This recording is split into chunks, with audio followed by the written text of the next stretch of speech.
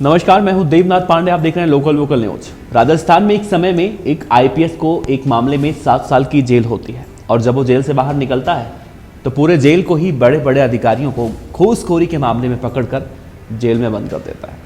पूरी खबर सुनिए। उससे पहले हम आपको एक सवाल पूछते हैं आपसे कि आपने राजस्थान की कुख्यात गैंगस्टर आनंद पाल का नाम सुना है? अगर नहीं सुना होगा तो हम आपको नीचे डिस्क्रिप्शन में लिंक डाल देंगे, आप वहां पर देख लीजिएगा कि कैसे एक जमाने में राजस्थान में आनंद पाल खौफ का दूसरा नाम बन चुका था। लेकिन हर अपराधी की तरह एक दिन उसका भी वही अंजाम हुआ, पुलिस एनकाउंटर, और वो मारा गया। आनंद पाल को पकड़ना इतना आसान नहीं था और उसका एनकाउंटर करना तो बहुत दूर की कौड़ी थी। लेकिन ये सब कुछ हुआ एक आईपीएस अधिकारी की काबिलियत की वजह से। उस आईपीएस ने अपने काम का लोहा आनंद पाल जैसे कुख्यात गैंगस्टर को खत्म करके तो मनवाया है, लेकिन आज एक बार फिर उस आईपीएस अधिकारी ने एक ऐसा कारनामा किया है कि पूरे देश में उसके ईमानदारी की चर्चा हो रही है। हम जिस आईपीएस अधिकारी की बात कर रहे हैं उनका नाम है दिनेश एमएन। राजस्थान में दिनेश एमएन का नाम ही काफी है। हर कोई जानता है कि राजस्थान पुलिस में दिनेश एमएन का मतलब है एक काबिल आईपीएस, रियल लाइफ सिंघम और ईमानदार पुलिस ऑफिसर। लेकिन सवाल उठता है कि इतना ईमानदार ऑफिसर 7 साल के लिए जेल क्यों जाता है? तो बने रहिए हमारे साथ। आज हम आपको बताएंगे कि किस तरह से जेल से आने के बाद इस आईपीएस अधिकारी ने सारे भ्रष्टाचारी ऑफिसर को उठाकर जेल में बंद कर दिया।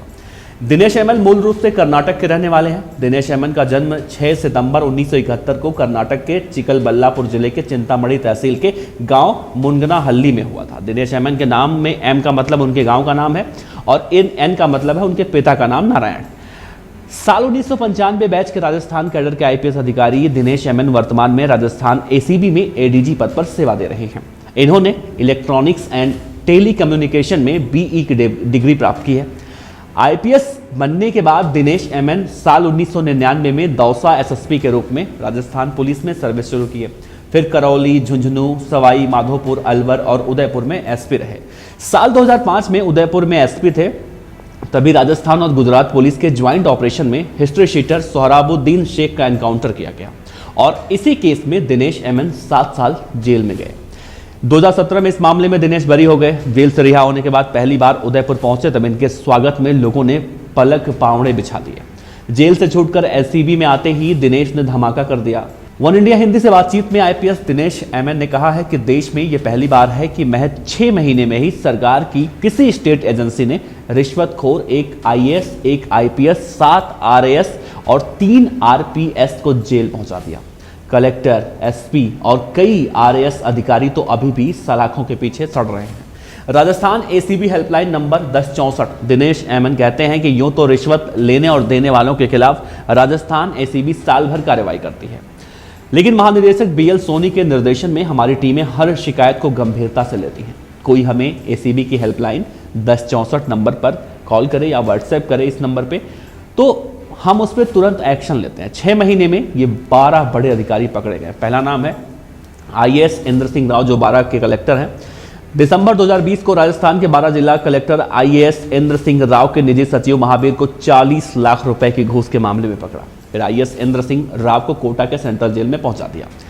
दूसरा नाम आता है आईपीएस मनीष अग्रवाल का, जो कि एसपी थे दौसा जिले के। राजस्थान के दौसा से गुजर रहे मुंबई दिल्ली एक्सप्रेसवे का निर्माण जो हुआ था उसकी कंपनी से इन्होंने 10 लाख रुपए लिया था और उसी के मामले में उठा के इनको भी दिनेश ने जेल में डलवा दिया।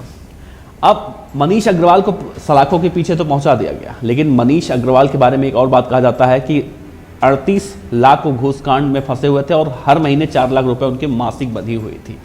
एक नाम है डीएसपी भैरूलाल मीणा, इनकी भी कार्रवाई हुई थी। इनको भी 11 दिसंबर 2020 को भ्रष्टाचार निरोधक ब्यूरो की सवाई माधोपुर चौकी पर पोस्टेड डीएसपी भैरूलाल मीणा को 80,000 रुपए की घूस लेते हुए पकड़ा गया।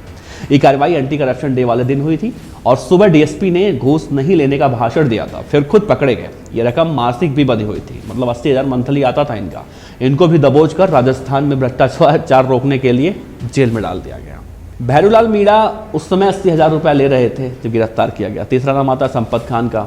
2021 को संपत खान डीएसपी अलवर थे। ग्रामीण और कांस्टेबल असलम खान इनके साथ थे। 3 लाख की रिश्वत लेते हुए इनको भी पकड़ा गया। इनको परिवादी से उसके खिलाफ विभिन्न पुलिस थानों में दर्ज मुकदमों में मदद के नाम से ये घूस लिया गया था। 5वां नाम आता है कैलाश चंद्र बोहरा। आरपीएस जयपुर, आरपीएस जो है कैलाश चंद बोहरा, उन्हें रिश्वत में दुष्कर्म पीड़िता के मामले में मदद के नाम पर उसकी असमत मांगी थी। मार्च 2020 में आरपीएस कैलाश चंद बोहरा जयपुर कमिश्नरेट में महिला अत्याचार अनुसंधान यूनिट में तैनात एसीपी पर तैनात था और उसने पीड़िता को मिलने अपने कार्यालय में बुलाया था और तभी एसीबी ने इसे पकड़ लिया। और छठवां नाम आता है दौसा एसडीएम पुष्कर मित्तल और बांदीकुई एसडीएम पिंकी मीणा का। 2021 में सबसे चर्चित कांड था, जिनमें 14 जनवरी को दौसा एसडीएम पुष्कर कुमार मित्तल और बांदीकुई एसडीएम पिंकी मीणा को मुंबई दिल्ली एक्सप्रेसवे के निर्माण करने वाली कंपनी से 5 लाख रुपए की रिश्वत मांगने के आरोप में इनको भी पकड़ा गया और उठा के जेल भेज दिया गया। आरएस पिंकी मीणा ने तो फिर जेल से 16 फरवरी को जमानत पर आई और अपनी शादी वादी की, उसके बाद फिर वो जेल में चली गई। एसीबी के शिकंजे में RS officer Dausa SDM Pushkar Mittal और बांदीकुई एसडीएम पिंकी मीणा 5-5 लाख रुपए की रिश्वत लेते पकड़ी गई थी। अगला नाम आता है वीरेंद्र कुमार, जो आरएएस अधिकारी। 8 मार्च 2021 को वीरेंद्र कुमार को जेसीटीएसएल जयपुर, नरेश सिंघल पारस ट्रेवल्स और महेश कुमार गोयल लेखाधिकारी को टेंडर प्रक्रिया में पारस ट्रेवल्स दिल्ली को अनुचित लाभ देने के एवज में 4 लाख रुपए घूस लेते हुए एसीबी ने अरेस्ट किया था और ये भी जेल में सड़ रहे हैं। सुनील कुमार शर्मा हैं, वो 2021 को अजमेर रेवेन्यू बोर्ड के 2 सदस्य बताए गए थे। अधिकारी बीएल मेहरड़ा और सुनील कुमार शर्मा को हर मुकदमे में घूस लेने के आरोप में दबोचा गया था, ये भी जेल में सड़ रहे हैं। एक और आरएस अधिकारियां सुनील झिंगानिया, लसाड़िया उदयपुर, 14 जून को इनको भी पकड़ा गया था। लसाड़िया उपखंड अधिकारी आरएस सुनील झिंगोनिया को एक माइंस मालिक से महीने का 50,000 रुपये मांगने के मामले में गिरफ्तार किया गया था। अब सोहराबुद्दीन शेख एनकाउंटर के बाद आईपीएस दिनेश एमएन सस्पेंड हो गए थे, जेल चले गए थे। 7 साल बाद साल 2014 में जेल से बाहर आए। कुछ समय बाद इन्होंने राजस्थान एसीबी में आईजी बन गई है और एसीबी में आते ही दिनेश एमएन ने धमाका कर रखा है, जो अभी भी जारी है। पूरा विभाग इनके नाम से ही कांप रहा है, रिश्वत लेने से कांप रहा है, जैसे हम फिल्मों में देखा करते हैं वैसे ही। लेकिन राजस्थान में जो सचिव स्तर के अधिकारी हैं वो भी करोड़ों रुपए का रिश्वत लेते हैं, वो भी कई ऐसे लोग हैं, उनको भी पकड़कर इन्होंने जेल में डाल रखा है और वो सब लोग अब जेल में अपना जीवन गुजार रहे हैं। एसओजी आईजी रहते हुए दिनेश एमएन ने वो कारनामा कर दिया था जो 5 राज्यों की पुलिस में नहीं कर पा रही थी। 24 जून 2017 को राजस्थान के चूरू जिले के गांव मालासर में गैंगस्टर आनंदपाल सिंह का एनकाउंटर आईपीएस दिनेश एमएन के देखरेख में हुआ था। शातिर बदमाश आनंदपाल 3 सितंबर 2015 को पेशी के दौरान पुलिस कर्मियों को नशीली मिठाई खिलाकर वहां से फरार हो गया था और तब से वो लगातार पुलिस को चकमा देने में कामयाब हो रहा था। उसे पकड़ना तो दूर, उसका एनकाउंटर करना बहुत बड़ी उपलब्धि कही जाती है। और जब आनंदपाल का एनकाउंटर हुआ था उसके बाद दिनेश एमएन का नाम और भी सुर्खियों में आया था। खैर, ऐसे ईमानदार पुलिस ऑफिसर बहुत कम ही देखने को मिलते हैं जिन्होंने सभी भ्रष्टाचारी अधिकारियों को उठा कर पकड़ कर जेल को ही अड्डा बना दिया हो, जेल में बंद कर दिया हो। आईपीएस अधिकारी दिनेश एमएन को लेकर आप क्या सोचते हैं? इनकी ईमानदारी पर कई सारे लोग सवाल भी खड़े करते हैं कि आखिर ये 7 साल जेल में सज़ा कैसे काटें। लेकिन आपको हम बता दें, 7 साल जो जिस मामले में ये जेल में गए थे उस मामले में बाद में बरी हुए और आज ये वरिष्ठ पद पर हैं और अपने ही पद का उपयोग करते हुए, सही में उपयोग करते हुए, जैसे एक अधिकारी को उपयोग करना चाहिए उसका उपयोग करते हुए राजस्थान में फैले भ्रष्टाचार को काट कर सफाया कर रहे हैं।